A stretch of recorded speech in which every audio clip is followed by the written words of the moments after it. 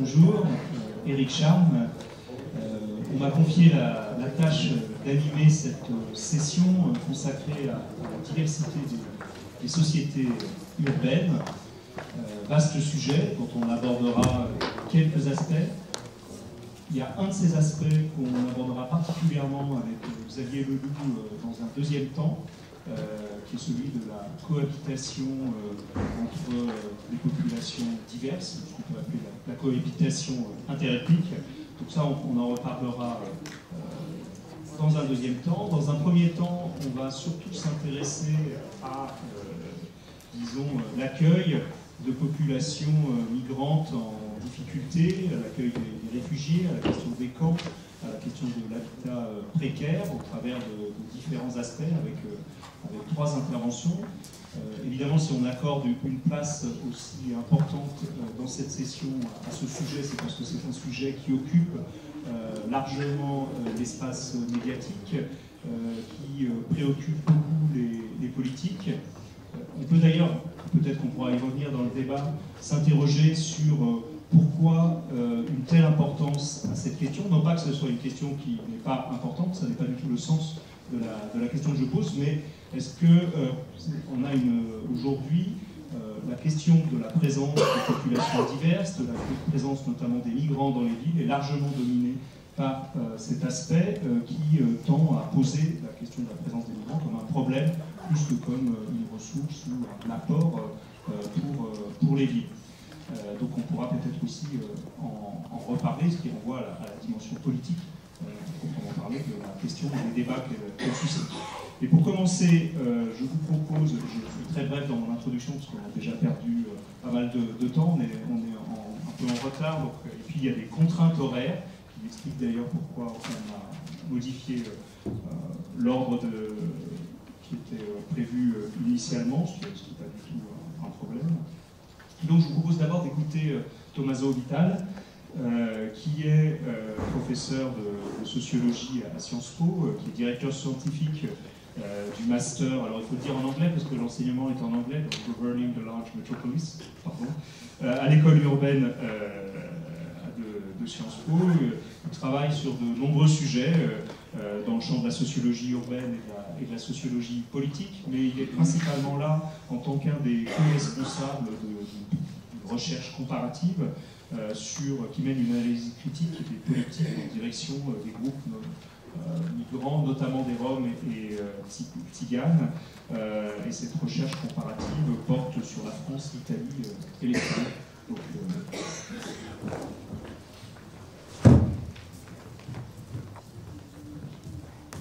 Merci beaucoup, merci pour cette belle occasion de discussion. Ça va? De discussion et de réflexion.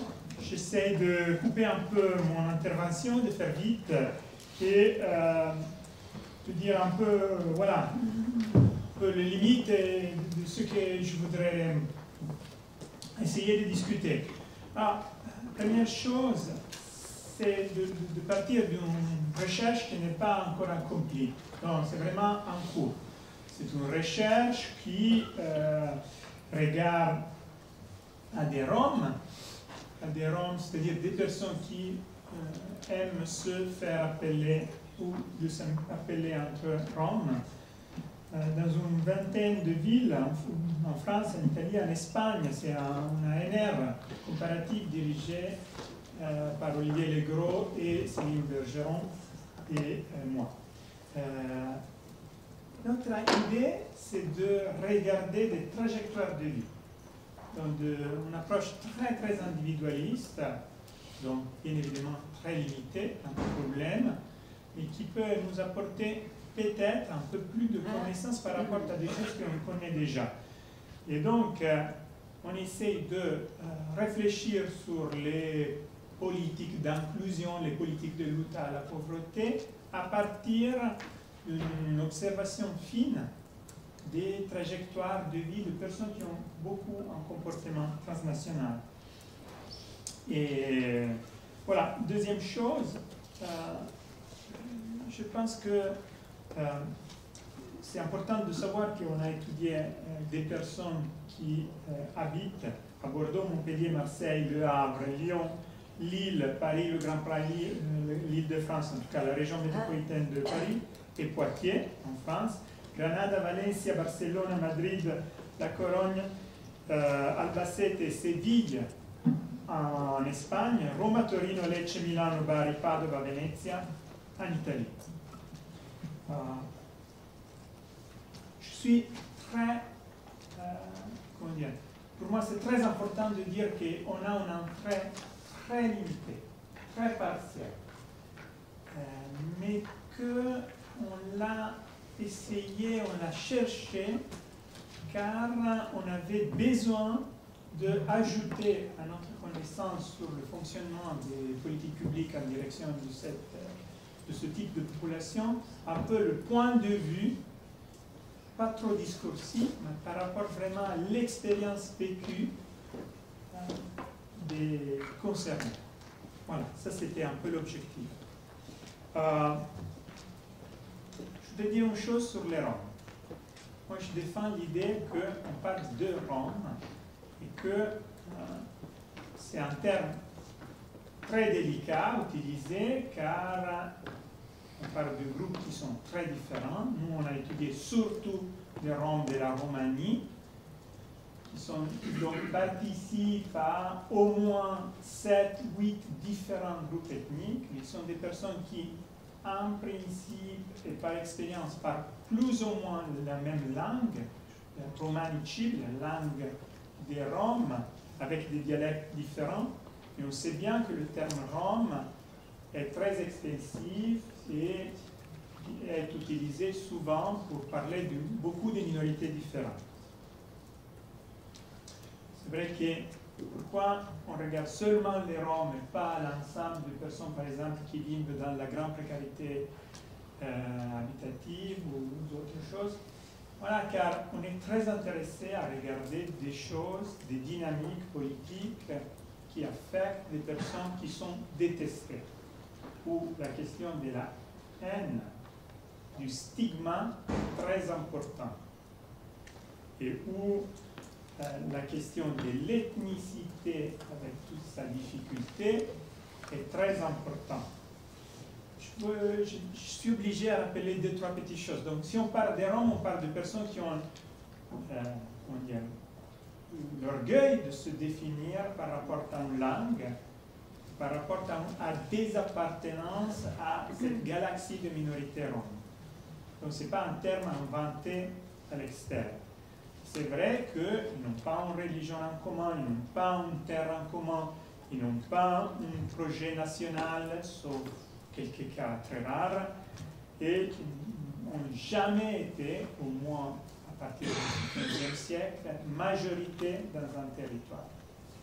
Et lorsqu'on parle des Roms, on parle de minorités au pluriel qu'on retrouve dans toutes les villes, les territoires ruraux d'Europe, mais pas seulement, aussi de la Méditerranée.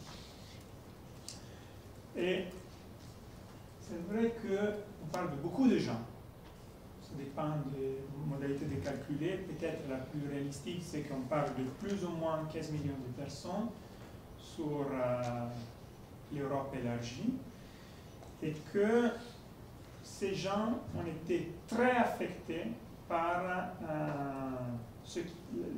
la destruction des masses et le génocide pendant la Deuxième Guerre mondiale. Et leur rapport à l'État, soit leur État national, ainsi qu'aux migrations, est très affecté, toujours de façon un peu différente par rapport aux différents pays européens, mais de façon très similaire au fond, par ce qui s'est passé pendant la Deuxième Guerre mondiale. Donc, alors, la question du stigma est importante, car le type de préjugés qui affecte cette population est beaucoup plus fort par rapport aux autres. Il y a des stéréotypes, ces stéréotypes sont très folkloriques, sont beaucoup, et ils sont liés un peu, pour faire vite, pour aller plus vite que la slide, à dire soit ils sont très pauvres et misérables, donc c'est plutôt des préjugés, plutôt de sympathie, empathie, soit pour dire qu'ils sont méchants, ils font des choses horribles à la propriété privée ou aux enfants ou aux gens romains. C'est des stéréotypes de très longue durée qui peuvent être plus ou moins importants. Ça dépend du moment historique et ça dépend du cadrage politique. C'est des stéréotypes très durs. Donc, par exemple, pour regarder seulement le cas de la France, au-delà des indicateurs, si on prend simplement l'idée que les Roms ne sont pas des citoyens comme les autres, sont des groupes à part, et voilà, là, on dirait, presque le 70% des Français pensent qu'ils sont vraiment un groupe à part, ce qui n'est pas le cas par rapport aux musulmans, aux maghrébins, aux juifs. Et en général, on peut dire que même si dans les dernières années en France, le préjugé contre Rome a beaucoup baissé d'intensité, même si on dit ça, c'est un préjugé qui est très lié à l'appartenance politique et très lié à le niveau d'éducation. Mais ce préjugé qui est distribué de façon inégale dans le territoire français, ou les territoires un peu plus sombres sont des territoires où le niveau de préjugés, d'hostilité, de cumulation des stéréotypes est plus fort, même si la distribution c'est très affectée par le lieu de vie des personnes interrogées. En tout cas, il n'y a aucun groupe en France, c'est la même chose en Italie, en Espagne, qui est tellement détesté. Je voudrais dire les choses très claires. On parle d'émotions et de sentiments que, dans l'ensemble, ne vont pas vers la gêne, mais vont dans la direction du dégoût. Et les personnes sont affectées par ce sentiment. Et c'est très fort en Italie, beaucoup plus qu'en France, et beaucoup plus qu'en Espagne. En France, ce sentiment hostile est plus fort qu'en Espagne, moins fort qu'en Italie. Et alors, pour aller un peu vite, qu'est-ce qu'on découvre si on croise l'analyse des politiques publiques avec les histoires personnelles des personnes qui sont affectées par ces politiques? La première chose que je voudrais dire, on a un petit peu moins de temps, c'est que je vais me focaliser surtout sur la question des bidonvilles. Les bidonvilles ne sont pas faits seulement par les Roms, au contraire, ils sont faits par plusieurs populations précaires. Et les Roms, en général, pas tous les Roms vivent en bidonville. La plupart des Roms ne sont pas pauvres ni très pauvres. On a beaucoup de gens qui sont de classe moyenne. Un peu moins sont très riches, et un peu plus sont des classes populaires. Là, le pourcentage de personnes très très pauvres, misérables, est très réduit, mais elle est très visible. Et lorsqu'on parle de Rome, l'image de la bidonville est, comment dire, immédiatement évoquée par les médias, par les citoyens, dans les dynamiques de l'opinion publique, ainsi que dans les dispositifs d'action publique. Dans les différents pays, il y a, comment dire, des targets qui peuvent être plus ou moins explicites par rapport à la dimension ethnique, mais même en France, il y a des dispositifs d'action publique qui ont été mobilisés face aux bidonvilles à large majorité rom. Alors, en général, j'essaie de dire les choses importantes à mon avis. Il n'existe pas une politique de bidonville en Europe en tant que politique européenne. L'action publique correspond plutôt à un ensemble d'instruments, de pratiques et de discours plus ou moins institutionnalisés, mais loin d'être ambiguës, elles sont facteurs de segmentation et de refoulement des groupes sociaux et de fragmentation des territoires. L'intégration de certaines familles qui est supporté par des politiques, qu'on le retrouve lorsqu'on interroge les trajectoires de vie des personnes qui sont passées par l'expérience des bidonvilles, existe. Il y a beaucoup d'instruments de support pour soutenir l'intégration dans les 3 pays, dans toutes les villes qu'on a étudiées, mais ces instruments d'intégration s'accompagnent toujours, un peu pitoyable mais dans la comparaison, mais toujours, de l'éviction de beaucoup d'autres. Aussi, ces politiques présentaient une certaine constance autour de 4 types de tensions, entre particularisation et droit commun, entre gestion individuelle et collective, entre politique nationale et locale, entre différents secteurs d'action publique. En ce sens, loin de l'idée d'un chaos urbain, les bidonvilles sont des produits des politiques urbaines et sociales. Et les dispositifs censés les résorber, quelquefois, les entretiennent aussi. Alors, je voudrais analyser le cas français, et après espagnol et italien.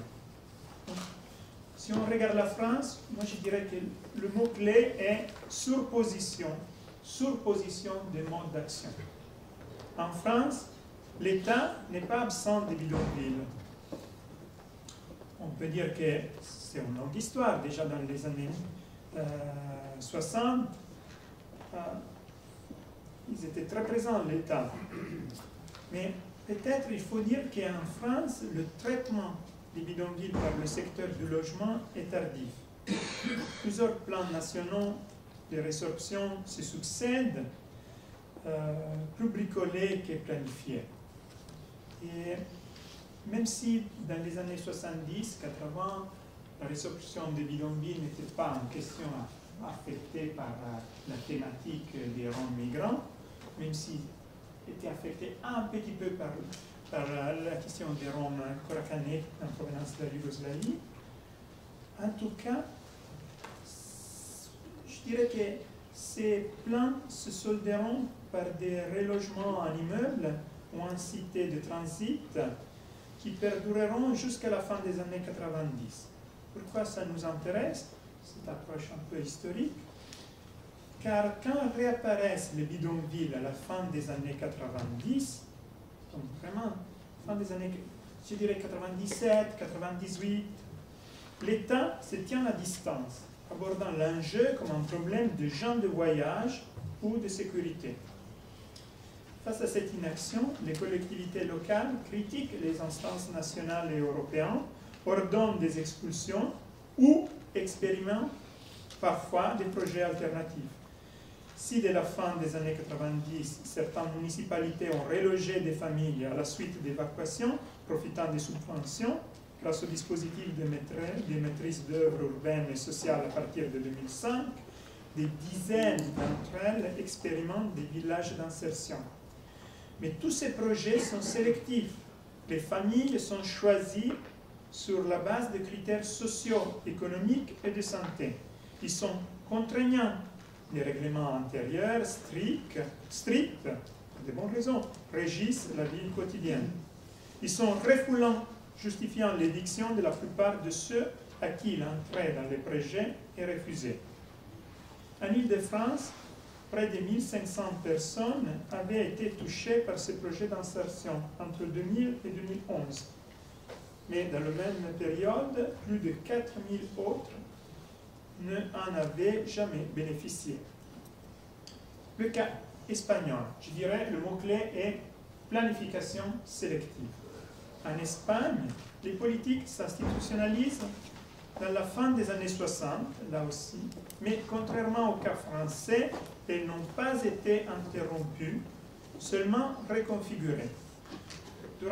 Durant la période franquiste, le ministère de l'Équipement reloge des familles dans des ensembles immobiliers issus d'une promotion privée massivement subventionnée en périphérie des grandes villes. De nombreux squats d'immeubles vides sont légalisés et des bidonvilles consolidés et normalisés pour apaiser l'agitation des associations des voisins. Lors de la transition démocratique, l'État passe le relais aux municipalités et aux communautés autonomes. De nouveaux instruments sont mobilisés. En 10 ans, 1600 familles sont relogées en appartements publics. 1000 autres dans des quartiers spécifiques, construits ex nihilo dans le désert madrilène ou dans des campements provisoires.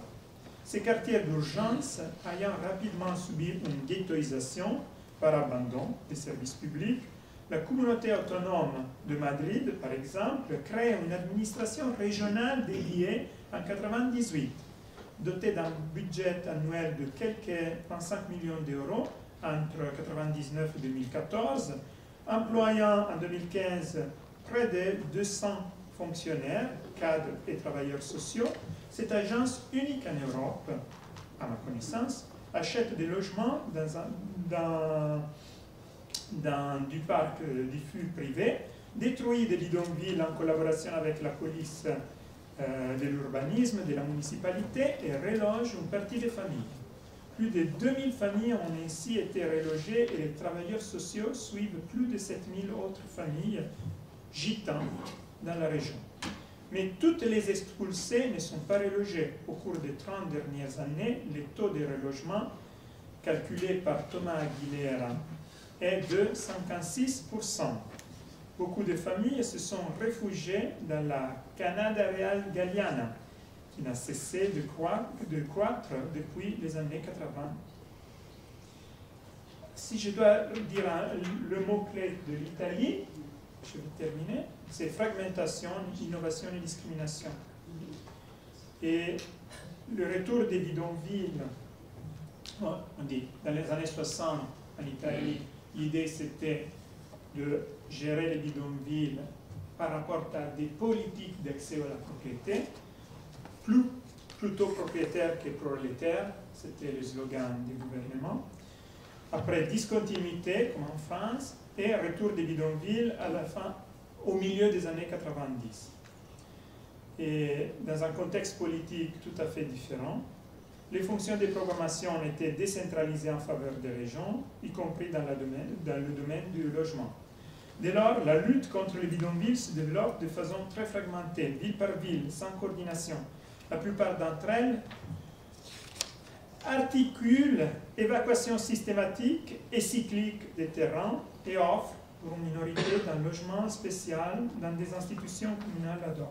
Il s'agit de containers ne répondant à aucune norme de sécurité dédiée exclusivement aux Roms et caractérisée par une extrême ségrégation. Aucune politique nationale n'est plus développée, si ce n'est de l'incitation à poursuivre les évacuations. Cependant, quelques villes promeuvent des innovations sociales importantes, soutenant par exemple la location ou la restructuration des vieilles maisons de campagne.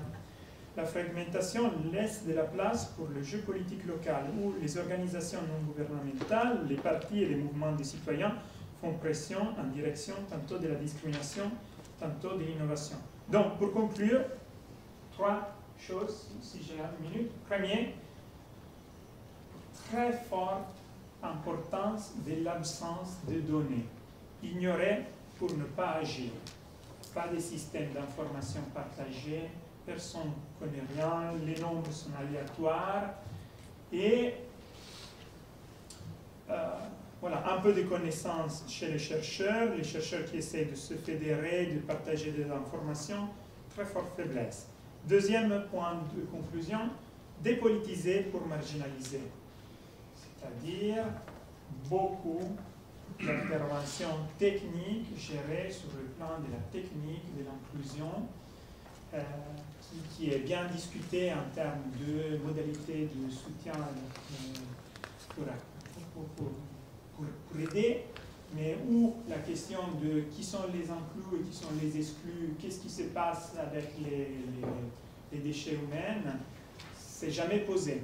Troisième point, face à ça, les questions de agency, de action des personnes qui sont passées par ces dispositifs d'insertion ou par ces instruments d'éviction sont très importants. C'est-à-dire que il y a de winners and losers. Ceux qui réussissent sont des personnes qui ont très forte capacité de bien mettre au profit des ressources familiales, de bien s'inscrire dans des communautés qui ne sont pas des communautés ethniques, ce sont des communautés au sens de Max Weber, c'est-à-dire sur le territoire, faire communion, faire de l'action collective, faire des stratégies partagées avec des personnes du territoire. C'est exhausting, c'est très fatigant. Il y a des personnes qui réussissent, elles sont capables de faire une stratégie combinatoire au sein de la famille et de la communauté territoriale, pas la communauté des Roms, mais la communauté des liens établis à niveau territorial. Ils bougent un peu, pas trop, et ils profitent d'une très forte capacité stratégique.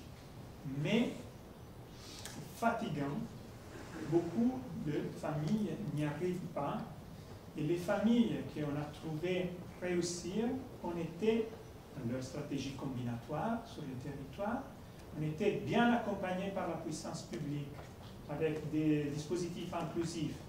Et ceux qui étaient trop fatigués, qui n'arrivaient pas à bien gérer les rapports familiales, qui ont échoué, étaient laissés de côté par les puissances publiques. C'est une comparaison très bizarre. Il y a beaucoup de différences structurelles et en effet très très similaires. Merci beaucoup. Merci beaucoup pour cet exposé. On va pouvoir en rediscuter, mais avant d'en débattre, je vous propose donc d'écouter le point de vue à la fois de Cyril Hanapé et puis de Dominique Gressy. Anna, peut-être. Anna. Oui, voilà. Vous êtes maître de conférence à l'École nationale supérieure d'architecture de Paris des Belleville. Et puis vous êtes aussi architecte associé dans une agence d'architecture, l'agence R, qui est associée avec Olivier Leclerc. Et puis vous présidez l'association Actes et Cités, qui est une association qui regroupe notamment des architectes, mais pas seulement, et qui travaille à l'amélioration de l'habitat indigne, des camps, des bidonvilles. Voilà.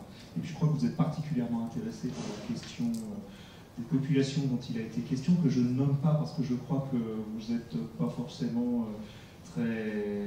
Voilà, Tommaso expliquait que c'était un terme qui pose question, dont l'emploi pose question, donc vous avez peut-être certaines réticences à l'employer. Vous allez pouvoir donner votre point de vue là-dessus et puis présenter votre expérience sur cette question, notamment de la ville accueillante qui vous préoccupe particulièrement. Oui, ça marche. Merci. Oui, la question de nommer ou pas les gens par leur ethnie, ça renvoie à la question de nommer les gens par leur race. Alors effectivement, après il y a des débats sur enlever le mot race de la Constitution, est-ce que c'est opérant ou contre-opérant, parce que effectivement on se prive aussi d'un outil. Donc voilà. C'est sûr que nous, donc, on va peut-être parler sur... C'est un travail Actes et Cités, c'est une recherche pédagogie-action. On travaille depuis plusieurs années sur la question du logement on va dire des derniers arrivés dans la ville, ou des indésirables. Alors ça peut être les migrants, ça peut être les Roms, ça peut être les SDF, ça peut être tout plein de gens, mais qui démontrent à leur manière que on n'a pas les outils actuels pour penser la ville, l'architecture, l'habitat, l'urbanisme ne répondent pas à toutes les situations. Donc ça, c'est quelque chose qu'on a pu voir en Île-de-France depuis, comme le disait Tommaso, la fin des années 90, qu'on a vu à Calais quand il y a eu la jungle de Calais, qu'on voit à Grande-Synthe quand il y a la jungle de Grande-Synthe, qu'on a vu à Paris quand il y a eu en 2016, cette fois je ne dis pas la crise des migrants, mais la crise de l'accueil. Donc il y a des thématiques communes. Alors je réagissais tout à l'heure parce que, par exemple, je pourrais citer plein d'exemples, et oui, on travaille aussi à Mayotte, où toutes ces questions-là prennent des dimensions exacerbées, mais où d'ailleurs, du coup, des politiques différentes commencent à être mises en place, et je reviendrai juste après dessus. Deux choses sur Marseille, par exemple, où on a travaillé le dernier semestre avec les étudiants et Actécité. On a travaillé à Marseille, où il y a énormément de gens, parfois roms, parfois d'autres, enfin des différents, qui habitent dans des squats, dans des bidonvilles. Et il faut parler, on n'a pas parlé là, mais il y a une circulaire très particulière qui est sortie le 18 janvier dernier, signée par tous les ministres, y compris Gérard Collomb, qui a tout le temps la réputation d'être un ministre un peu ouvert à ce genre de questions, disant « Ah, ok, oui, il faut éradiquer les bidonvilles, mais si on n'est pas certain d'avoir du relogement, en attendant, il faut sécuriser les lieux. » Alors, cette circulaire elle a été signée par tout le monde. À ma connaissance, elle a été appliquée à un seul endroit, et même, j'ai envie de dire, dans un seul lieu, c'est à Marseille, justement, dans un squat qui s'appelle les Aciéries, où la préfète à l'égalité des chances a mis en place cette politique avec l'aide de nombreuses associations, dont la mienne, mais surtout est beaucoup plus impliquée localement, Architectes sans frontières, une association qui s'appelle Just, qui est présidée par un artiste qui s'appelle Kader Atia. Et donc il y a ce bidonville des Aciéries où il y a, on va dire, une action d'amélioration qui a été mise en place. Pourquoi ça m'intéresse? C'est parce que, justement, souvent les politiques classiques vont consister à amener ces gens dans des logements parfois bien pensés, mais plus ou moins bien pensés, mais qui vont les empêcher d'avoir toute activité économique, toute activité sociale, etc. Le bidonville des Aciéries, c'est un ancien entrepôt militaire, et les habitants de ce bidonville ont une énorme activité de recyclage, très organisée et très professionnelle, et ils remplissent un réel besoin dans la cité.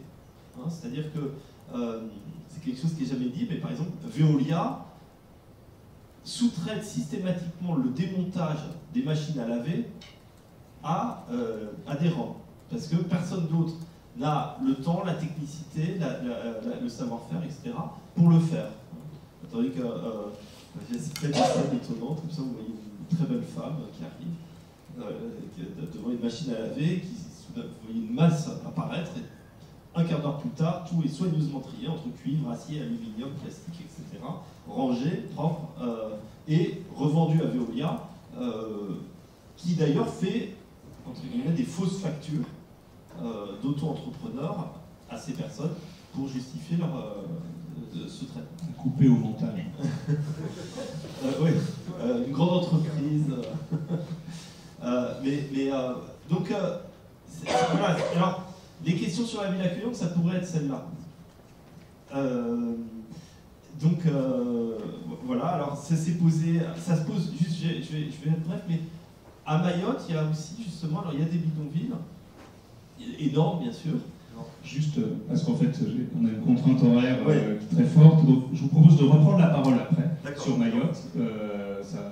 Et quand même pouvoir, parce que Marie-Dominique Bessé, que je présentais très brièvement, qui est adjointe au maire de Strasbourg, qui est en charge de la question des solidarités, qui est très investie sur les questions dont nous discutons maintenant, a une contrainte de temps qui est qu'il y a un conseil municipal auquel elle va déjà arriver en retard cet après-midi, qui est assez chaud, peut-être plus chaud que prévu au moment où vous êtes engagé à participer à cette session. Et donc du coup, il faut que vous absorbiez très rapidement. Donc pour que vous ayez la parole, je vous propose de la reprendre après. Donc juste comme il y avait un lien entre votre propos et celui de Tommaso, je vous propose de nous faire part de votre expérience. Je le regrette vraiment parce que c'est très intéressant et c'est vrai que la ville de Strasbourg s'est beaucoup investie dans la question de l'inclusion des politiques roms sur son territoire, en tout cas celles qui souhaitaient s'installer sur le territoire et celles qui étaient en transit, on accompagnait le processus, voire même parfois faciliter le recours avec des accords avec le pays d'origine. Mais aujourd'hui, pour nous, c'est plus un souci, si je puis dire. C'est une question, nous n'avons plus de bidonville, nous avons des espaces temporaires d'insertion qui sont en train de se rétrécir. Ce sont des centaines des centaines de personnes qui ont trouvé leur place sur le territoire. Et je voulais revenir quand même à ce que disait Tommaso. On a abordé la question tout à fait différemment. On n'a pas nié la stigmatisation, le préjugé, mais on s'est dit que, avant tout, celles qui étaient dans la rue étaient des personnes en grande difficulté, des personnes qui étaient démunies, pauvres et souvent sous la coupe du genre de gens un peu plus futés qu'eux et qui les exploitaient. Donc on s'est dit que notre devoir de protection en tant que collectivité responsable de premier magistrat, etc., était avant tout de considérer la question en premier sous cet angle-là. Et la meilleure lutte contre le préjugé, je pense, est aussi de redonner de la dignité aux personnes et d'une reconnaissance à part égale sur notre territoire. On y allait les voir dès 2008, quand on a eu une alternance, avec l'idée de rentrer en dialogue. Qui vous êtes? Que faites-vous? Est-ce possible de vivre ainsi? Non, il y a quelque chose à explorer, nous avons exploré, et nous sommes rentrés dans un processus de participation parfois, parfois d'accompagnement fort, dans le sens où les personnes avaient des objectifs parfois tout simples, une maison, un travail, point, basta. Et l'appartenance propre parfois était niée aussi. Et moi je disais toujours au conseiller municipal du Front National dans l'Assemblée qui votait systématiquement contre les subventions pour les ROMS, je disais toujours les voisins et Roms, vous ne le savez pas. Évidemment, à la fois il est sauté en l'air, après il a dit, c'est un peu calme. Ça veut dire que c'est notre façon, et on ne nie pas la problématique, mais on ne les a pas enfermés dans une culture que parfois ils ne revendiquaient pas eux-mêmes. Et ils étaient Roms parce qu'ils se trouvaient dans un bidonville de fait communautaire.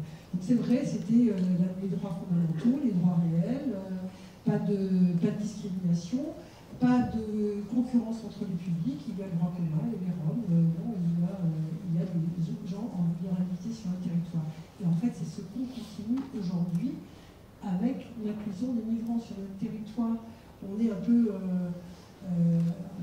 sommaire, si je puis dire, mais surtout très pragmatique. Il y a des personnes en grande difficulté sur notre territoire. On essaye de comprendre pourquoi. Et on y répond toujours avec le même principe, pas de concurrence, ce sont des migrants certes, mais peut-être strasbourgeois demain, en tout cas ce sont quelque part des citoyens, des personnes qui ont un avenir, qui ont un passé, qui ont un avenir, et donc on les accompagne dans un processus. En tout cas c'est ce qui nous anime.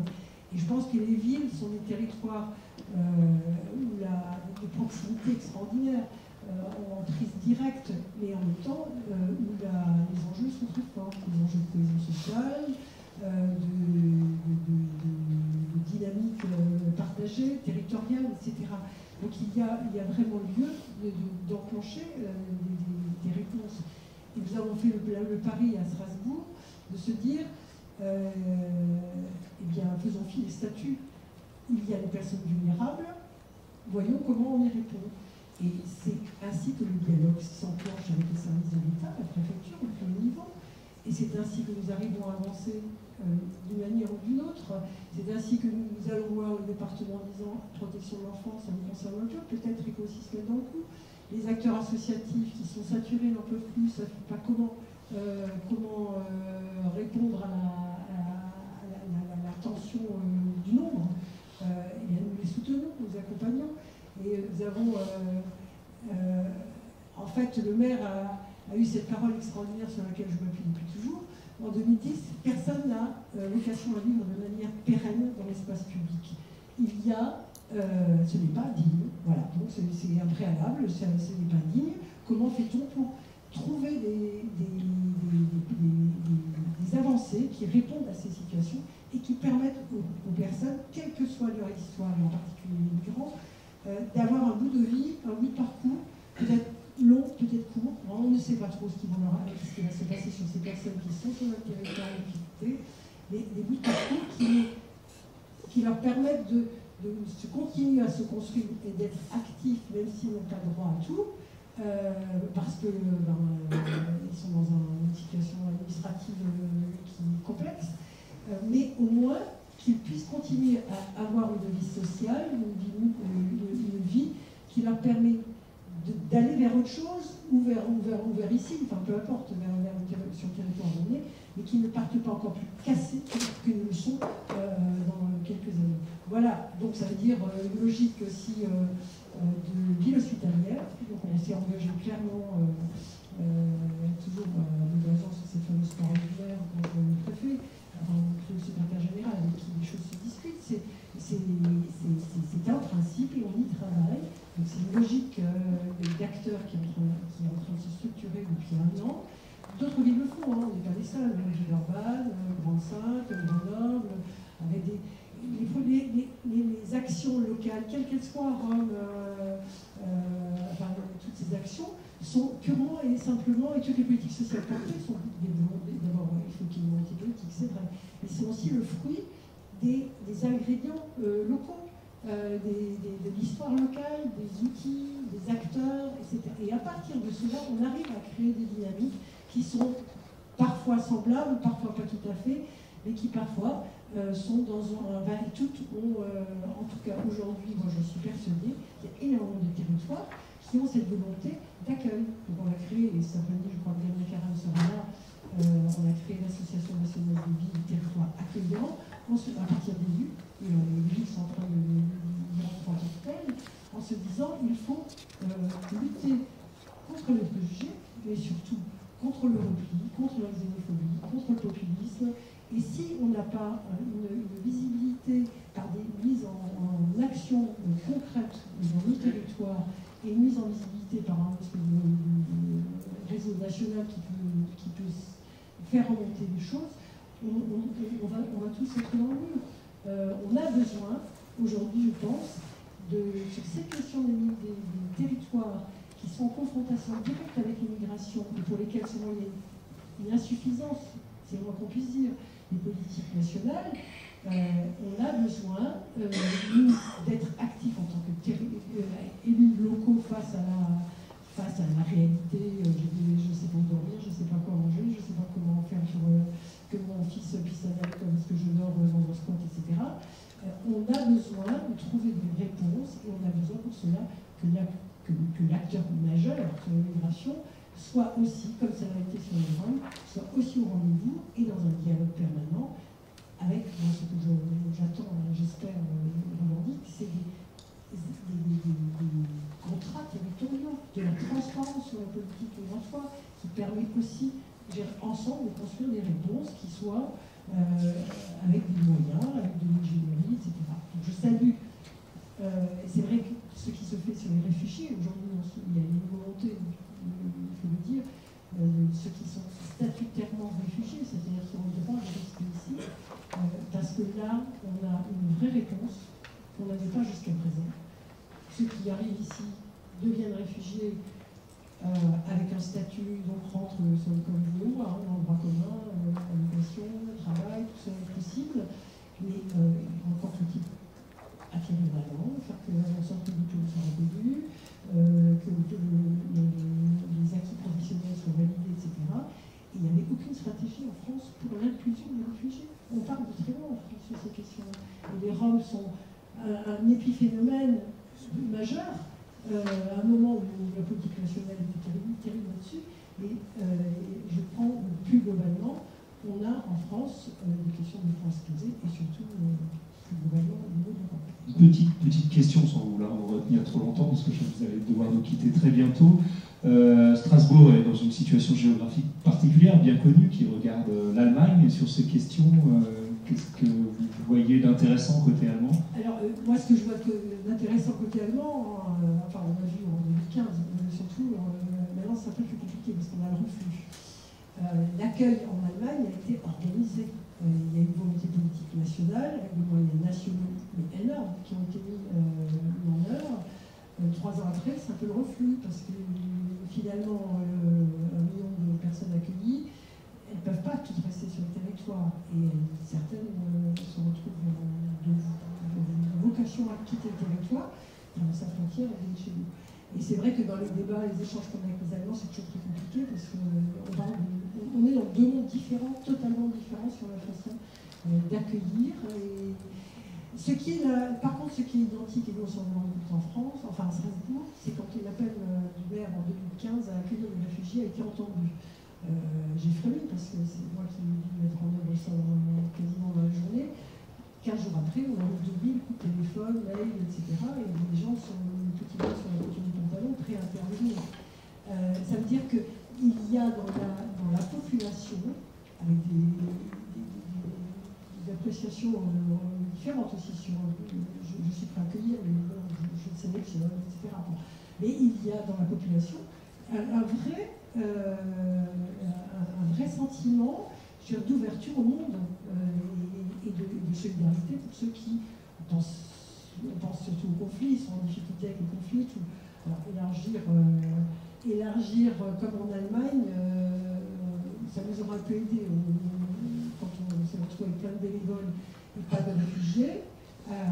Donc on s'est reporté sur la vague migratoire classique, voilà. Mais c'était plus complexe à gérer, on va dire, à ce niveau-là. Voilà. Le phénomène allemand est à regarder dans le long terme, mais la leçon qu'on peut en tirer, c'est que s'il y a une volonté politique nationale, s'il y a des moyens mis, on peut avancer et on peut continuer à condition de continuer à porter politiquement, etc., pour éviter qu'il y ait aussi des réactions qui soient mal encadrées. Je pense que... Donc pour vous, c'est moins une question d'outils, au sens où les moyens d'agir sont là, que d'une question de volonté politique. Il faut les deux. Il faut les deux. S'il n'y a pas les moyens, ça dit quelque chose. On est coincé, on va passer une ficelle, on est coincé, mais on peut être inventif, ça c'est vrai. C'est ce qu'on essaye de faire, parce que les moyens, excusez-moi, aujourd'hui on a des contrats, pacte financier avec l'État qui nous empêche de faire des dépenses. C'est vrai que multiplier les actions, ça pose souci, puisqu'on n'a plus le droit de dépenser plus. Bon, bref. Ce qu'il faut, c'est encadrer les processus en associant, je pense, tous les acteurs locaux, et c'est ce qu'on fait aujourd'hui dans la démarche à caractère institutionnel, mais aussi citoyens, associatifs, et voilà. Donc les métropoles, les villes sont au cœur de cela, et doivent en prendre la responsabilité. Vous étiez et demi, je vous ai déjà pris quelques minutes en plus. Nous vous excusons et vous remercions pour votre intervention et désolé de ne pas vous avoir donné plus de temps.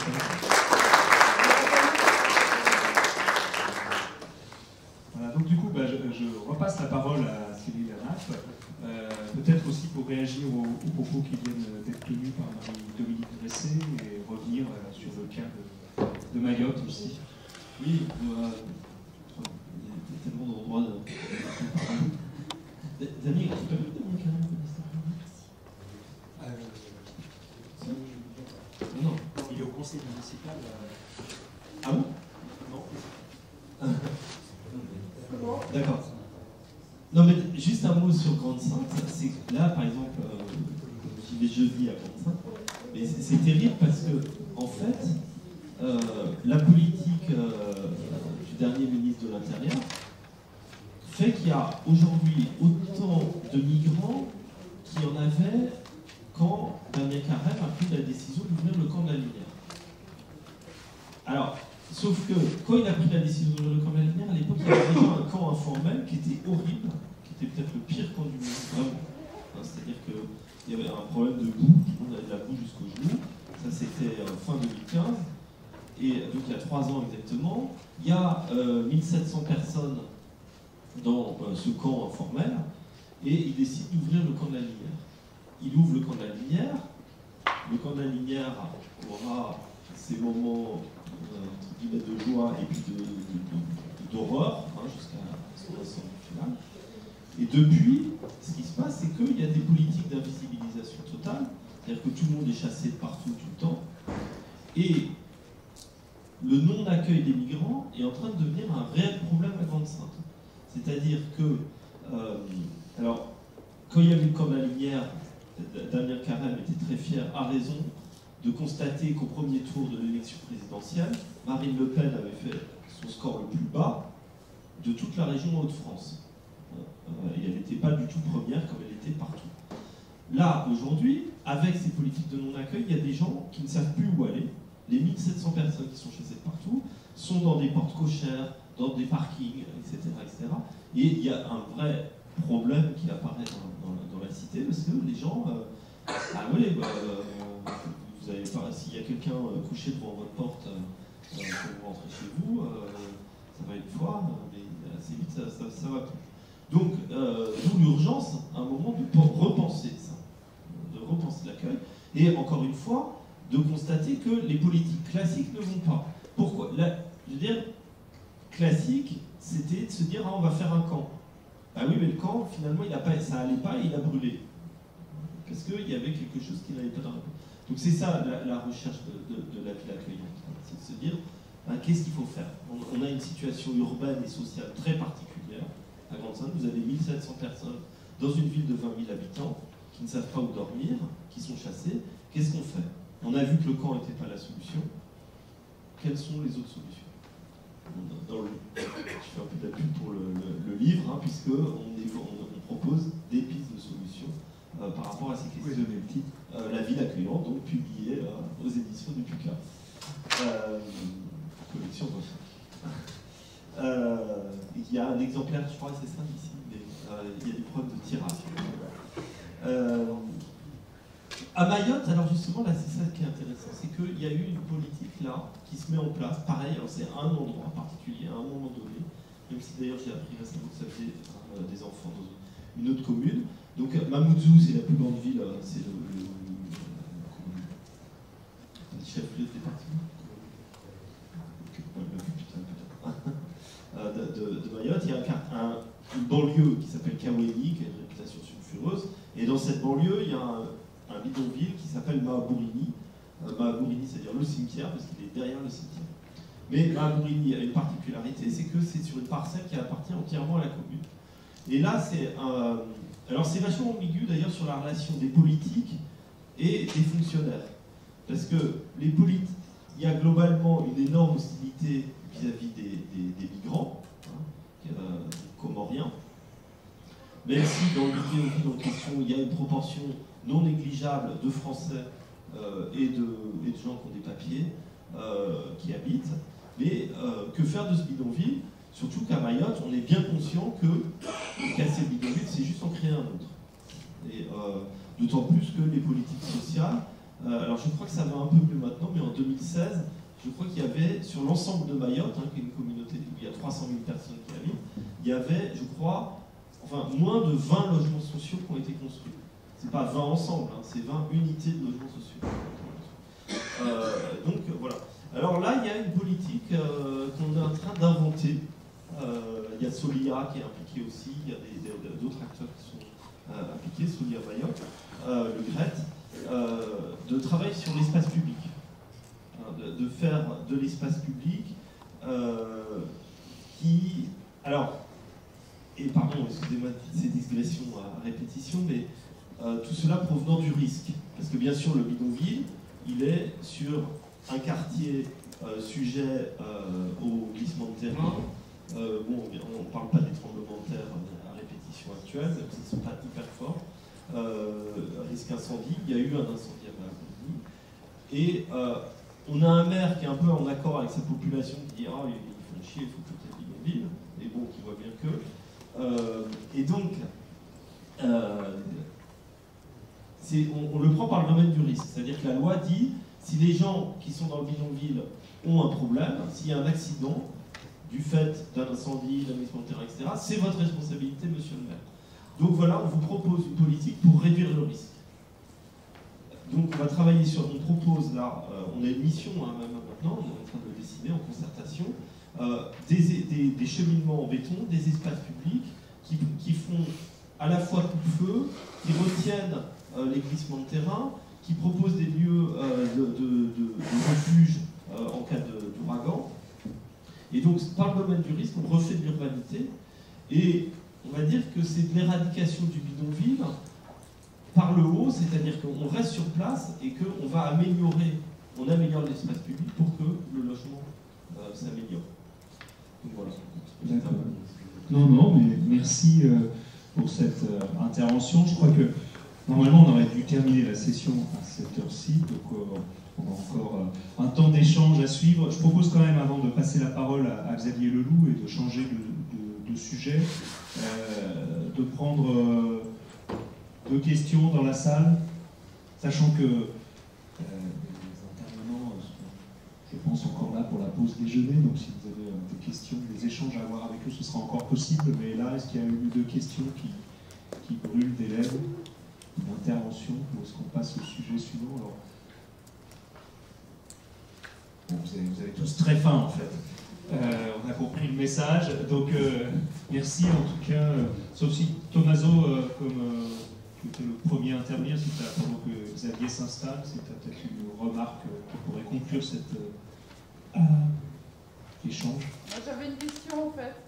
Ah, des remords, allez-y. Ouais, des remords.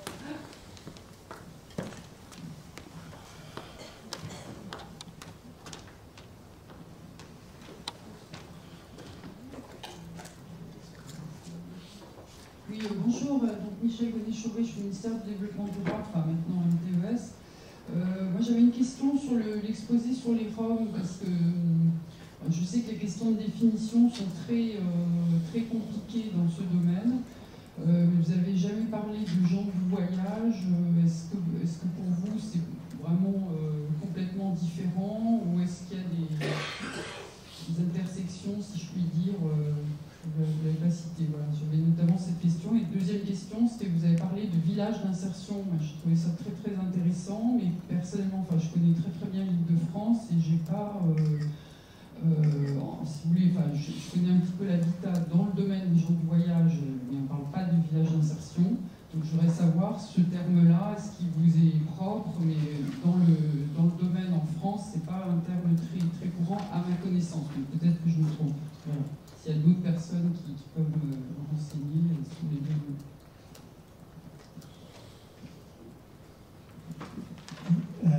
Le terme village d'insertion a été introduit en France par des municipalités. Après, des mécanismes un peu mimétiques, les municipalités ils ont essayé d'apprendre l'une de l'autre. Et c'était très important, je dirais, dans la période qui commence en 2008 jusqu'à 2014-2015, mais il y a encore beaucoup. Donc c'est des mots, c'est des interventions spécifiques et particulières qui ont été faites d'habitude pour résorber des bidonvilles, mais pas seulement, et qui ont été ouvertes avec des programmes d'accompagnement et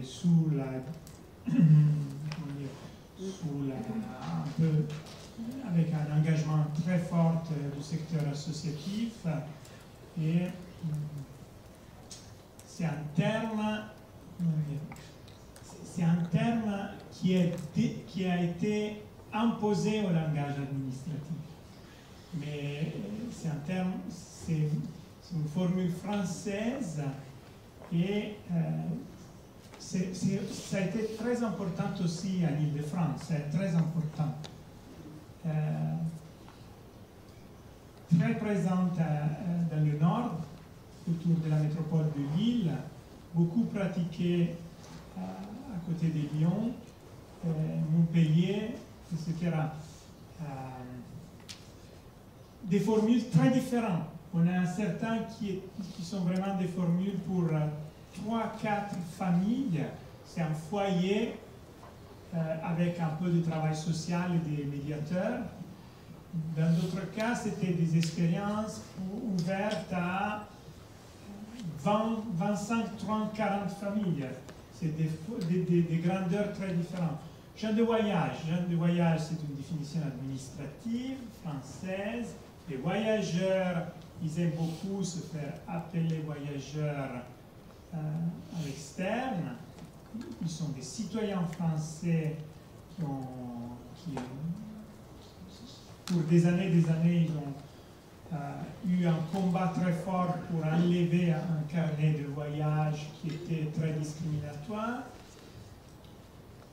que aiment beaucoup souligner leur citoyenneté républicaine, qui entre eux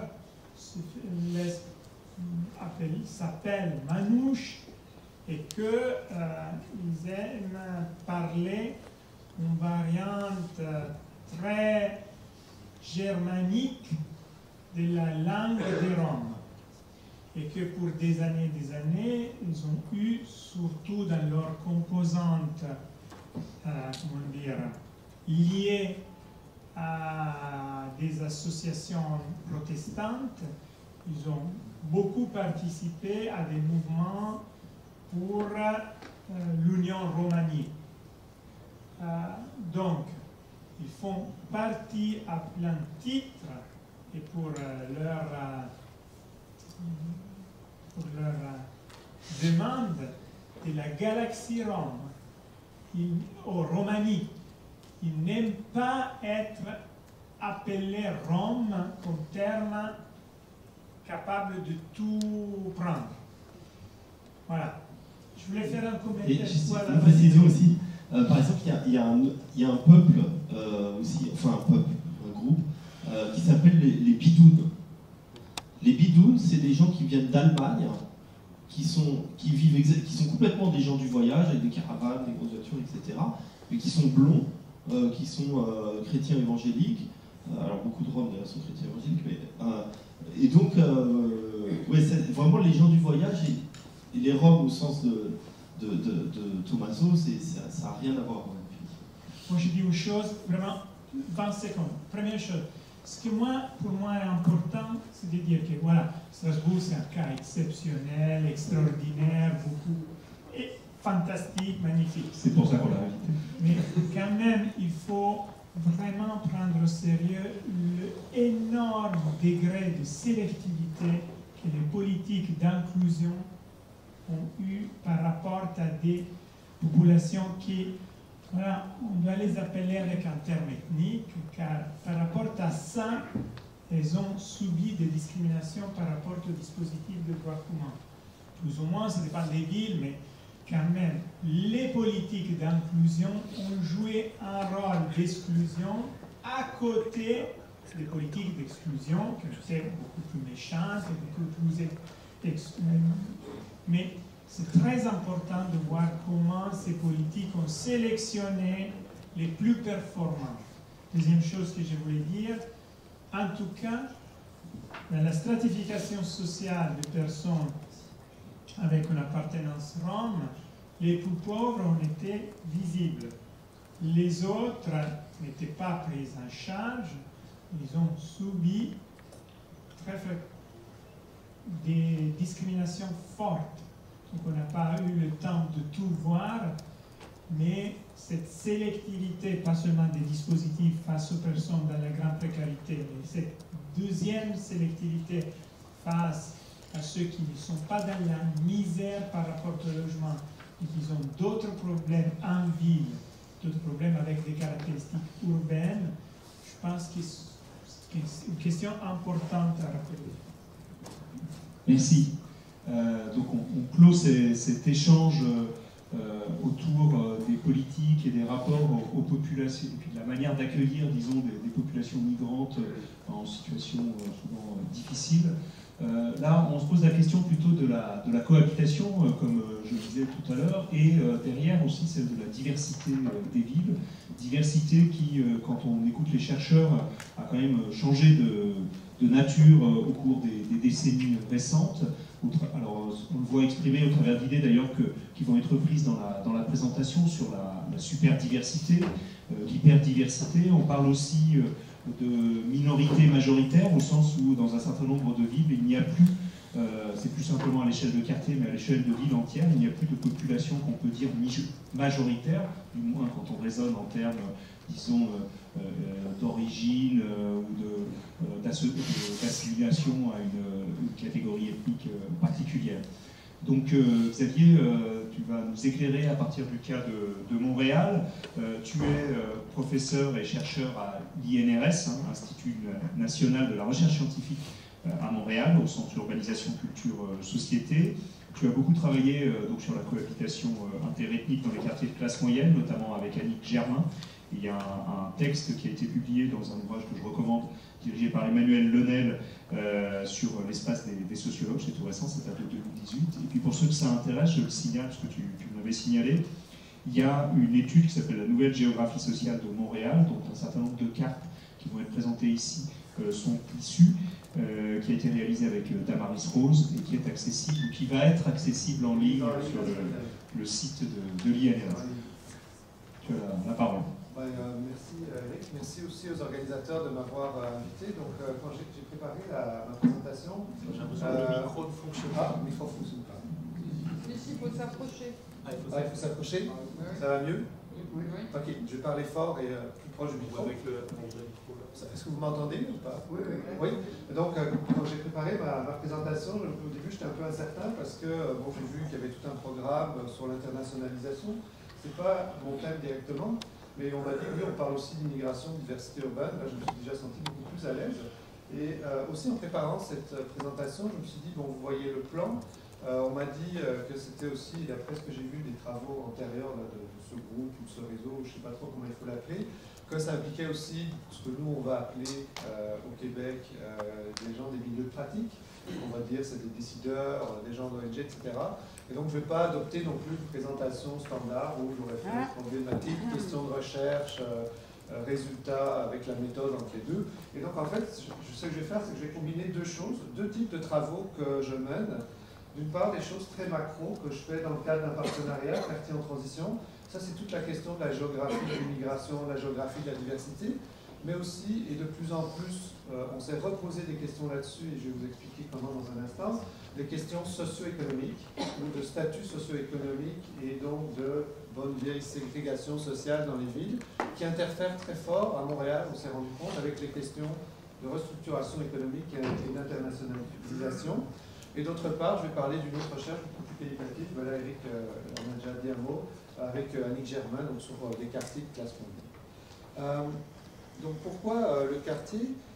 En un mot, et pour peut-être gagner un peu de temps et aller un peu plus vite, dans le fond, quartier est pris ici comme un objet qui, à la fois, évidemment, subit les effets des processus d'internationalisation. Généralement, les gens qui arrivent, par exemple, au travers de processus migratoires diversifiés, vont se retrouver dans certains quartiers des villes, évidemment. Donc il va avoir, dans le fond, le quartier va devenir un espace, en tout cas particulièrement à Montréal, pluriethnique. Donc on a toujours parlé de quartier pluriethnique à Montréal, ce qui d'ailleurs aussi est un élément un peu de changement par rapport à la géographie habituelle de l'immigration. J'en dirai un mot aussi un peu plus tard. Et aussi un lieu qui devient par définition le lieu de la cohabitation, mais le lieu aussi de la redéfinition des relations intergroupes. Et on va parler d'interculturalité au Québec, beaucoup, et donc d'échanges entre différents groupes culturels. Mais c'est aussi un quartier qui devient en fait de plus en plus, le quartier devient aussi un objet de plus en plus d'internationalisation, c'est-à-dire qu'il est pris comme objet d'internationalisation. Et entre autres, la ville de Montréal va beaucoup mettre en place des politiques qui vont cibler certains quartiers pour s'internationaliser, et j'en dirai un mot aussi dans un instant. Peut-être petit préambule, quand je parle ici de Montréal, je vais surtout parler de la région métropolitaine. La région métropolitaine, c'est 4 millions d'habitants, c'est plus de 80 municipalités, très variables en termes de taille et très variables en termes d'hétérogénéité ou d'homogénéité des populations, avec une qui domine, 2 millions d'habitants au centre, qui est la ville de Montréal. Mais après, vous avez évidemment toute une série de municipalités qui sont parfois très petites, très homogènes, souvent plutôt de classe supérieure, alors très, très riches, et par contre des espaces très, très hétérogènes pour le reste. Alors, l'immigration vers Montréal, c'est évidemment un processus qui est multiple, mais on peut dire c'est comme il y a deux grandes logiques, il y a une double logique qui se joue, je dirais actuellement, au Québec, mais en particulier à Montréal, parce que l'essentiel de l'immigration au Québec se concentre à Montréal. Plus de 90% en fait, de l'immigration est concentrée à Montréal. Il y a très très peu d'immigration à l'extérieur de Montréal pour le reste du Québec, ce qui joue d'ailleurs aussi sur les dynamiques politiques d'accueil à l'échelle de la province. Je dirais que la première, elle est résolument économique. Il faut savoir que Montréal a eu une longue période de déclin, à peu près à partir des années 60 jusqu'à peu près aux années 90. Il y a eu un long déclin économique lié à de multiples facteurs, dont celui du mouvement d'indépendance du Québec, qui a fait évidemment fuir toute l'élite anglophone économique avec ses capitaux, et la concurrence avec Toronto qui s'est jouée très très fort. Et à la fin des années 70, en fait, Montréal a perdu sa première place comme plus grande ville du Canada, ce qui a beaucoup changé évidemment la donne et la dynamique au niveau économique. Entre autres, tout le secteur de la finance à peu près est parti vers Toronto. Donc un déclin économique. Et donc il y a eu trois processus, je dirais, de restructuration économique. Le premier, c'est qu'il y a eu une émergence d'une élite économique francophone qui a d'abord créé, donc si on parle d'internationalisation, elle a d'abord créé en fait des services qui étaient pour la plupart partis en fait vers Toronto, donc finance, assurance, ingénierie, etc., mais en français. Et donc d'abord pour l'interland français qui était le Québec en Amérique du Nord, mais qui petit à petit aussi s'est exporté. Et c'est aussi exporté au travers, quand même, il y avait une base industrielle forte à Montréal. Si je prends un seul exemple, évidemment, c'est l'aérospatiale, le Bombardier. Donc on a continué, dans le fond, à partir de cette base-là, à exporter. La deuxième est assez classique aussi, c'est des choses qu'on retrouve dans certaines villes européennes. C'est qu'il y a eu beaucoup d'incitatifs fiscaux pour attirer des grandes organisations internationales. L'exemple le plus connu, c'est l'IATA, qui a son siège social à Montréal.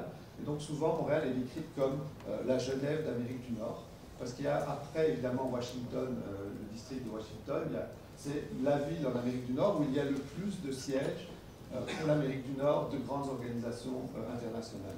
Et la troisième, ça c'est intéressant parce qu'on en a parlé dans la session précédente, il y a eu à partir du milieu des années 90, il y a eu une reprise économique, et là il y a une stratégie beaucoup plus agressive qui a été mise en place, avec un organisme de partenariat.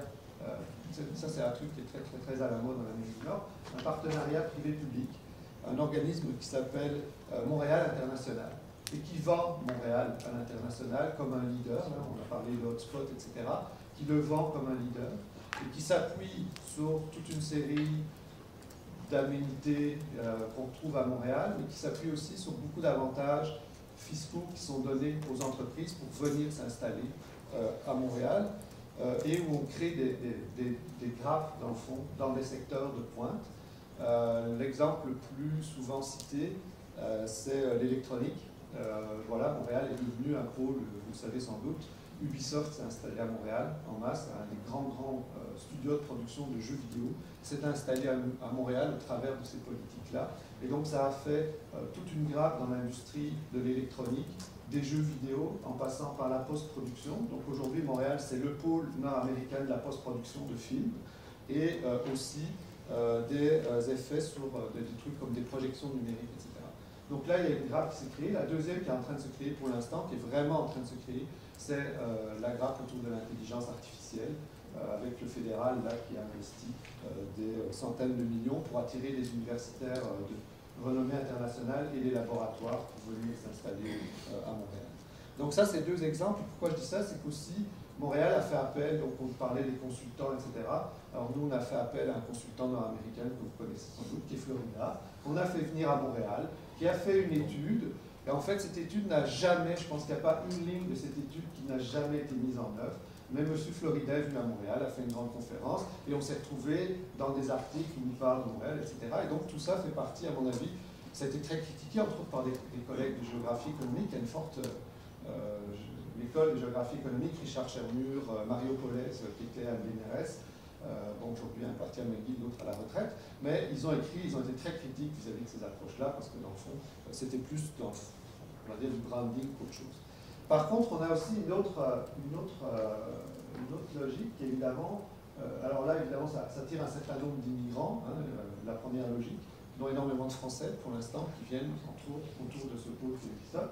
Et l'autre dynamique, c'est la dynamique beaucoup plus d'une immigration humanitaire. Alors Montréal est devenue une ville sanctuaire au moment où il y a eu un afflux d'immigrants et de demandeurs d'asile. Donc des demandeurs de statut d'asile, donc ville sanctuaire, c'est-à-dire qu'on rendait accessible une série de services sur le territoire de la ville de Montréal sans demander aux personnes de preuve de résidence ou sur le territoire accès à la santé essentiellement et accès aux écoles pour les enfants. Et donc sans demander si les parents sont en règle de statut en termes de résidence sur le territoire. C'était ça que ça voulait surtout dire. Évidemment, c'est lié au Québec. On a, pour la première fois, c'est très récent, on a vécu ce qu'il faut mettre avec des gros guillemets, une crise des réfugiés. C'est-à-dire que pour la première fois dans l'histoire, je pense, du Canada, à part si on remonte il y a très très longtemps aux royalistes, et là vous remontez à l'indépendance américaine, on a des réfugiés qui traversent la frontière à pied et qui viennent demander le statut de réfugié et qui ne passent pas par un poste frontalier. Ce qui est exceptionnel pour le Canada, puisque d'habitude les gens arrivent tout simplement dans un aéroport ou un port, souvent un aéroport, et demandent ce statut, et ça s'arrête là. Et là maintenant les gens passent entre les postes frontaliers parce qu'ils ont peur de se faire refouler vers les États-Unis, qui, comme vous savez, ont durci toute une série de politiques. Et donc on a une crise des réfugiés. Quand je vous dirai les chiffres pour le Québec, depuis l'été 2017, sur un an et demi, c'est 42 000 personnes. On ne peut pas vraiment parler d'un flux très important, dont environ 30 000, un peu plus de 30 000 sont passés donc, sur ce mode relativement illégal. Et donc, tout ça pour dire qu'il y a des logiques assez différentes. Alors on parlait de superdiversité, effectivement, Montréal est devenue une ville super, on pourrait dire super diverse, suivant le terme de Steven Vertovec. Pourquoi? En fait, c'est beaucoup plus diversifié à Montréal, par exemple, qu'à Vancouver ou Toronto, sur une série de paramètres, parce qu'on a une immigration qui est beaucoup plus diversifiée au départ.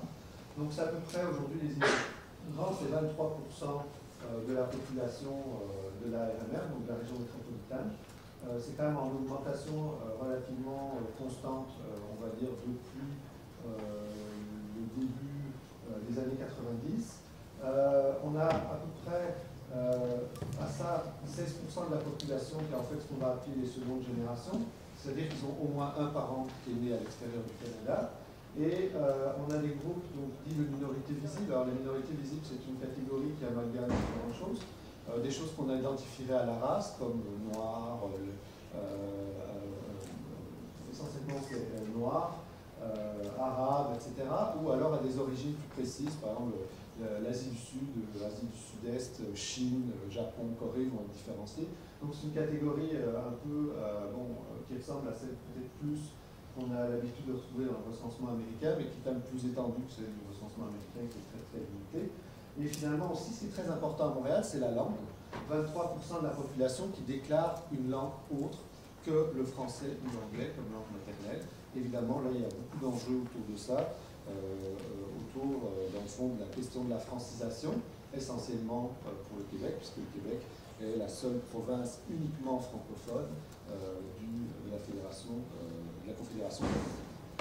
Donc ça, c'est relativement important. Ce qui est important aussi de comprendre dans ce bref panorama, non seulement c'est super divers, mais il faut aussi comprendre qu'il y a des intersections différentes entre les différentes catégories, les différentes trajectoires d'immigration.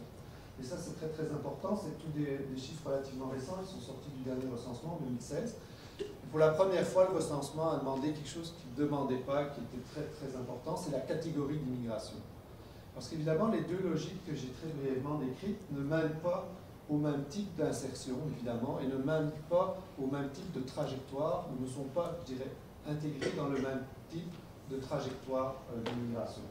Si vous regardez la figure de droite, qui est peut-être la plus intéressante et la plus parlante, si vous croisez région ou pays d'origine, évidemment, avec les catégories d'immigration, sans surprise, ce que vous voyez, par exemple, si je prends le cas de la France, c'est que d'abord, il y en a beaucoup qui sont arrivés dans le courant des 5 dernières années. Ceci ne sont que les immigrants récents des 5 dernières années. Évidemment, ce sont tous les immigrants à peu près économiques et un petit peu de regroupement familial, mais très peu. Si vous prenez les Haïtiens, vous avez déjà quelque chose de beaucoup plus diversifié en termes de trajectoire d'immigration. Et ceux qui sont évidemment d'origine, par exemple, syrienne, qui sont couverts évidemment dans la dernière période juste avant ce recensement, eux sont presque exclusivement, évidemment, des réfugiés choisis, sélectionnés à l'extérieur du pays, en fait, par le Canada.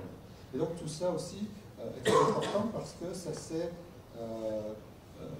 remis, je dirais, comme ça vient s'insérer dans aussi une dynamique d'accueil des immigrants qui est un peu particulière. On parle d'internationalisation des villes. Montréal a un statut assez particulier à ce niveau-là en Amérique du Nord, parce que c'est une ville qui a toujours été très influencée par des immigrations d'origine européenne, plus que les autres. Elle attirait toujours un peu plus de Français, mais aussi plus d'Européens du Sud que les autres villes canadiennes. Et donc, elle a une logique de développement qu'Annick Germain décrit comme de l'entre-deux.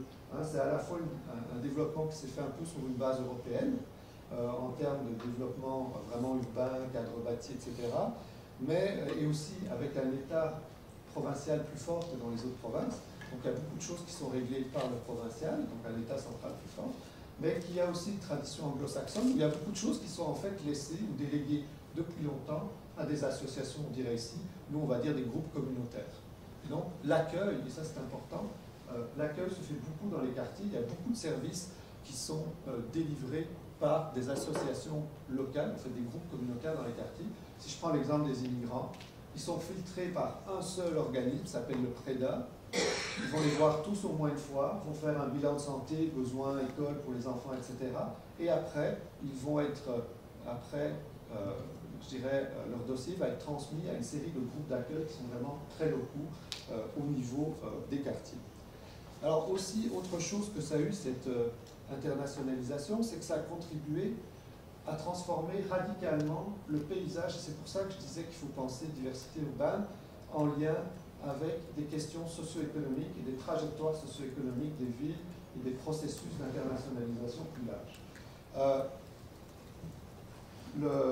Ce que vous voyez là, c'est l'évolution du revenu moyen par quartier, ici c'est des secteurs de recensement, sur un relativement long terme, 1980, donc là on sort vraiment des turbulences Montréal.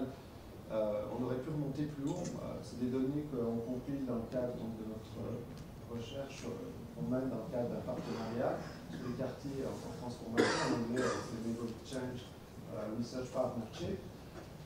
Donc sur du long terme, 80-2015, c'est vraiment un changement radical de la structure sociale de la ville, en tout cas de la région métropolitaine.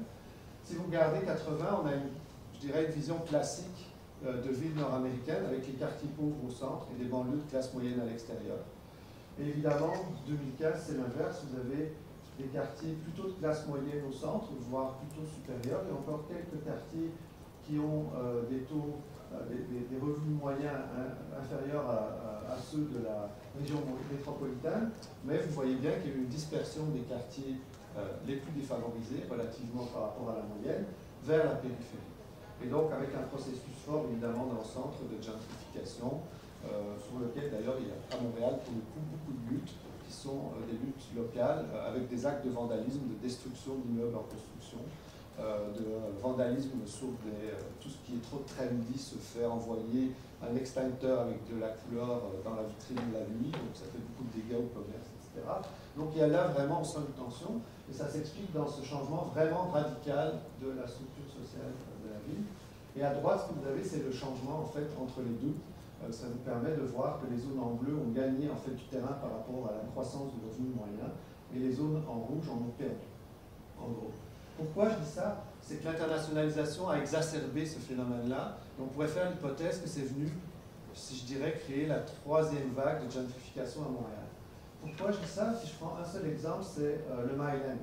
Le Myland, c'est où le quartier général d'Ubisoft est aujourd'hui. Et donc, ils ont racheté des anciennes entreprises, ils les ont complètement revampées en espace de travail ouvert, etc. Et là, en fait, il y a un changement radical du quartier. Le Myland était un quartier qui a accueilli d'abord beaucoup de populations d'origine juive, relativement modeste, qui avaient fui les persécutions successives du XXe siècle pour s'installer là. Même parfois, déjà, certains étaient là depuis le XIXe siècle. Et donc là, ça a complètement changé le paysage. Et c'est en train de s'étendre vers un quartier qui est à côté, qui s'appelle Parc Extension, qui est un des quartiers les plus multiethniques de Montréal, un des quartiers le plus pauvre en fait de Montréal, où là vous retrouvez toute une série d'immigrants en difficulté d'insertion, qui viennent par exemple d'Asie du Sud-Est, et qui là se retrouvent en fait maintenant avec un quartier qui est à côté d'eux, et c'est créé, vous voyez j'ai mis une bulle entre les deux, ce qu'on appelle aujourd'hui le MyLex, qui est une conjonction entre les deux, si vous voulez, une espèce de contraction entre Parc Extension et Myland, et va se créer en fait le MyLex, où là on voit cette transformation très importante se jouer. Alors, dernier point sur cette géographie, c'est que ça a changé aussi parce qu'on vit une forme de racialisation de la pauvreté aujourd'hui à Montréal. Tous les secteurs qui sont en rouge accueillent des immigrants récents, mais qui ne sont pas des immigrants forcément je dirais, les plus proches de cette logique économique, socio-économique d'insertion, qui vont plutôt avoir des difficultés à s'insérer, mais qui peuvent aussi avoir des statuts de migrants économiques. Je pense par exemple à une large population algérienne que vous allez trouver dans le grand secteur Montréal-Nord, Saint-Michel, Saint-Léonard. Ce qui se passe aussi, c'est que dans l'opinion publique, ça a radicalement changé sur les 15 dernières années. Ça, c'est très important à comprendre. Le Québec avait une image plutôt d'une société très ouverte, ouverte sur la diversité, on parlait de multiculturalisme, etc. Et ça s'est beaucoup complexifié ces 15 dernières années avec beaucoup de questions sur l'identitaire qui s'est focalisé sur la question des signes religieux dans l'espace public et sur la question du religieux dans l'espace public.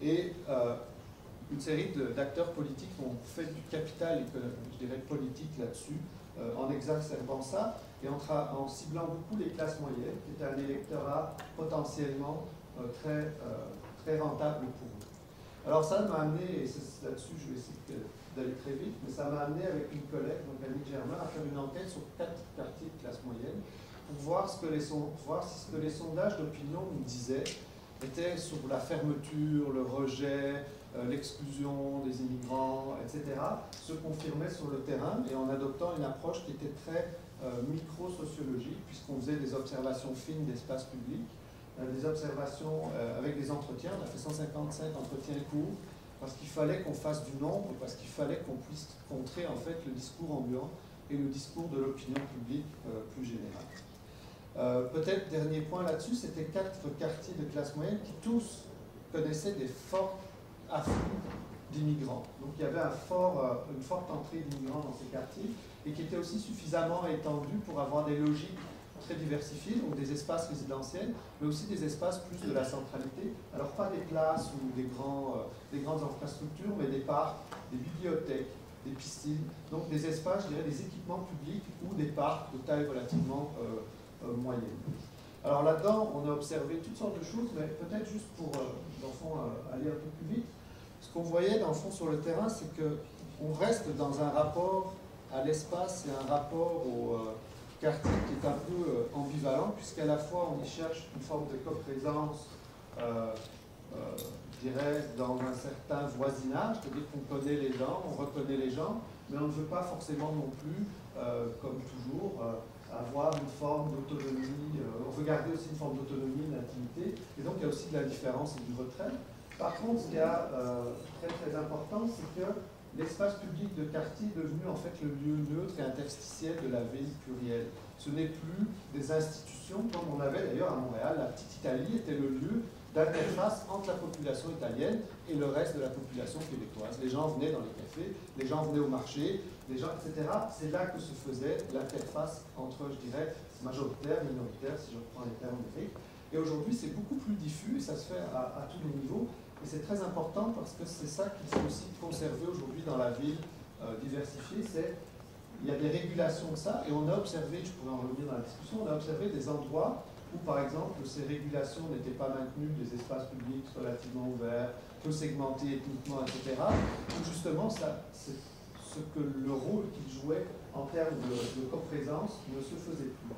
Dernier point, le paradoxe de l'inconséquence, c'est quelque chose qu'on aime beaucoup mettre de l'avant à Germain et moi, c'est Jean-Rémy qui expliquait ça dans sa sociologie urbaine, c'est dans le fond qu'on voit bien que l'espace public, pour qu'il fonctionne, doit continuer à être cet espace qui n'est pas un espace institutionnalisé où les relations sont très régulées, mettons l'espace de travail, ni l'espace familial ou du voisinage très proche, où tout se base sur de la co-réciprocité, de la solidarité, des engagements contraints.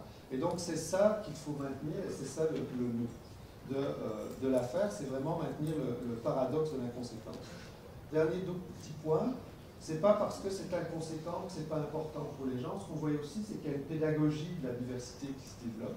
Et ça, on le voyait très bien dans nos quartiers. Les quartiers les plus diversifiés, c'était là qu'on nous parlait de pluriethnicité, de multi-ethnicité, alors que dans d'autres, on avait des extraits d'entretien très succulents sur un papa qui dit « Ah oui, dans le quartier, il y a des Arabes, il y a des Noirs, etc. » Et sa petite fille qui dit « Non, non, papa, dans ma classe, il y a des Chinois, il y a des Haïtiens, et il y a des Italiens et des Libanais. » Et donc la petite fille, elle avait très bien intégré que ces grandes catégories de dénomination ne pouvaient pas contribuer, parce qu'elle vivait évidemment dans son école, dans un milieu beaucoup plus diversifié en fait que son père. Il pourrait y avoir des critiques aussi, on pourra y revenir. Hein. L'urbanité, c'est quand même un projet très libéral de la ville. Alors c'est aussi un projet qui peut exclure, hein, on en a parlé avec les Roms. Donc toute la critique postcoloniale qu'on va avoir de ça, et aussi sur le fait que ça ne permet pas, et ça je pense que c'est une critique qu'on pourra discuter, mais ça ne va pas créer une société intégrée autour de valeurs communes. Ce n'est pas à ça que ça pousse. Alors, conclusion, prospective, ce que j'avais pensé, simplement rappeler internationalisation et inégalité territoriale. C'est relativement important de penser les deux. L'internationalisation, en tout cas on le voit à Montréal, ça a vraiment créé un développement inégal. Hein. Mes collègues que j'ai nommés de géographie économique le montrent bien.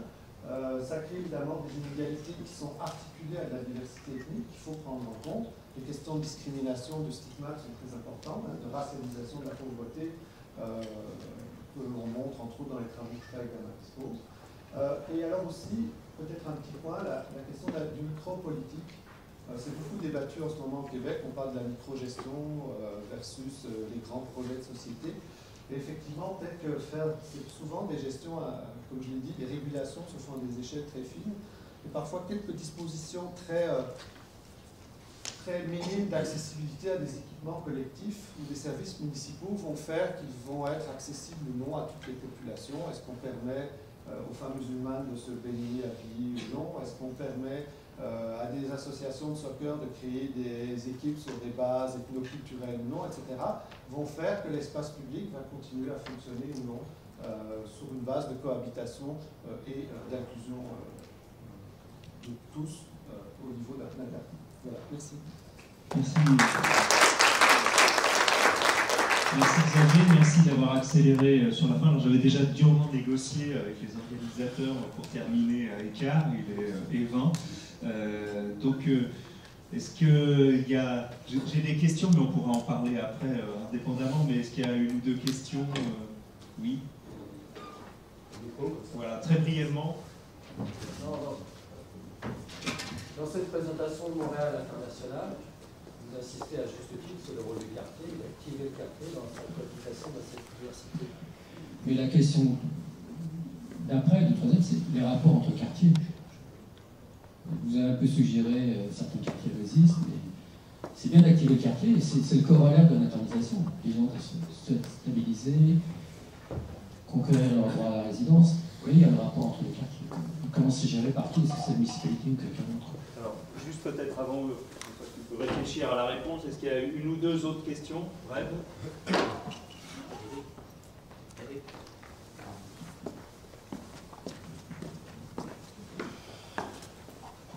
sera la dernière.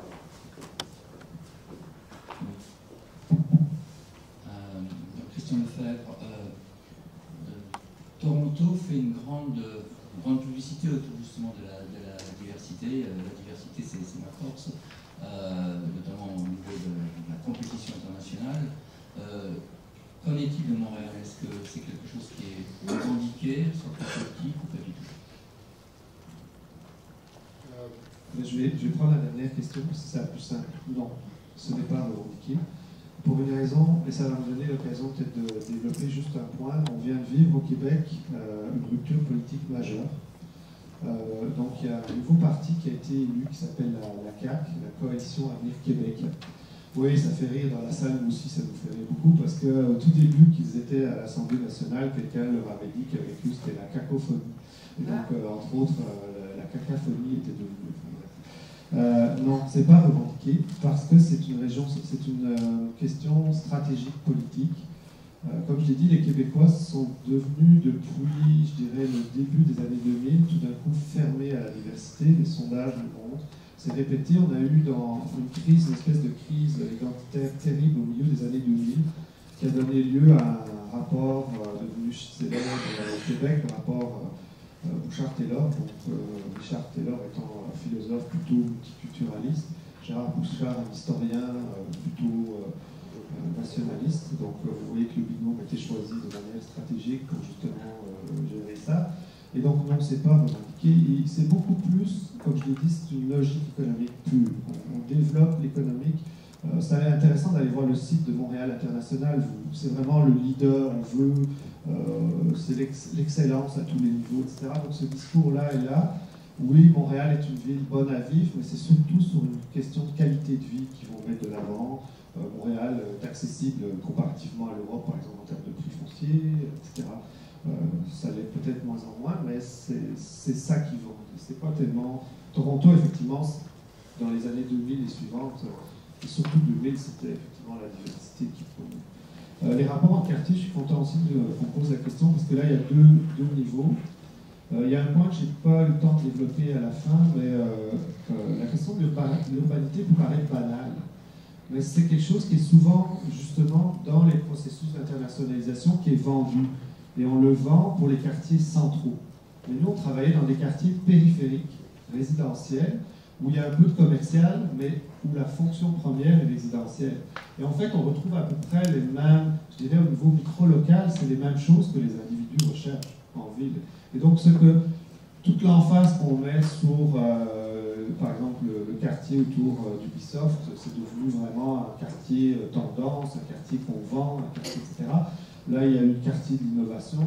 Avant ça, il y avait le quartier international de Montréal. On voit que le quartier était beaucoup investi, mais c'est toujours des quartiers super centraux qui ont fait qu'effectivement, la géographie que j'ai montrée a changé radicalement. Parce que simplement, évidemment, les valeurs foncières ont monté, les loyers ont monté dans le centre, etc. Et donc, le rapport en quartier, c'est que souvent, les quartiers périphériques sont vus comme accessoires. Ce sont des espaces non définis ou mal définis de la ville. Avec beaucoup travaillé sur le périurbain, c'est un peu toujours la même chose. Et donc là, nous, on disait aussi, quand on parle, par exemple, à des élus ou des décideurs, de dire, vous savez, les dynamiques que vous voulez vendre, elles se jouent aussi à l'extérieur du premier centre de Montréal. Et donc ça, c'est une question. L'autre question, c'est les solidarités qu'il peut y avoir ou non à l'échelle beaucoup plus métropolitaine. Pour l'instant, il n'y en a pas. À Montréal, il y a la communauté métropolitaine de Montréal, qui est un organisme qui n'a, à toute fin pratique, pas vraiment de pouvoir. Par exemple, ils gèrent le logement social, mais ils n'arrivent pas vraiment à inciter, par exemple, des municipalités où il n'y a pas de logement social à ce qu'ils en construisent. C'est zéro, c'est vraiment pas la logique. Pour ça, je pense qu'en Europe, il y a parfois plus de logique à l'échelle métropolitaine en tout cas à Montréal. Par exemple, la ville de Montréal a une stratégie d'inclusion de logement social, de type de ce qu'on disait ce matin. Là, vous devez avoir 30% de logements abordables social dans vos projets. Ce n'est pas obligatoire à Montréal, c'est une négociation avec le promoteur, au cas par cas, où on donne au promoteur l'autorisation de construire plus, par exemple, sur une parcelle. Donc, lui peut avoir plus d'unités de copropriété, et donc, comme ça, il se retrouve, il accepte. Donc, cette stratégie-là n'est jouée que par la ville de Montréal. Il n'y a aucune autre municipalité qui l'a fait. Et donc, ça reste limité au territoire central de la ville. Merci. On va malheureusement devoir arrêter là pour cette matinée. On a déjà été assez long. Il est 7h25 à Montréal. Je vois ta montre qui est toujours à cette heure-là. C'est un petit déjeuner. Et puis, donc 13h25 ici, et les organisateurs, toujours aussi inflexibles, nous proposent de recommencer à 14h15 comme c'était prévu. Donc il faut déjeuner assez rapidement. 14h20, disons. Ah bah déjà.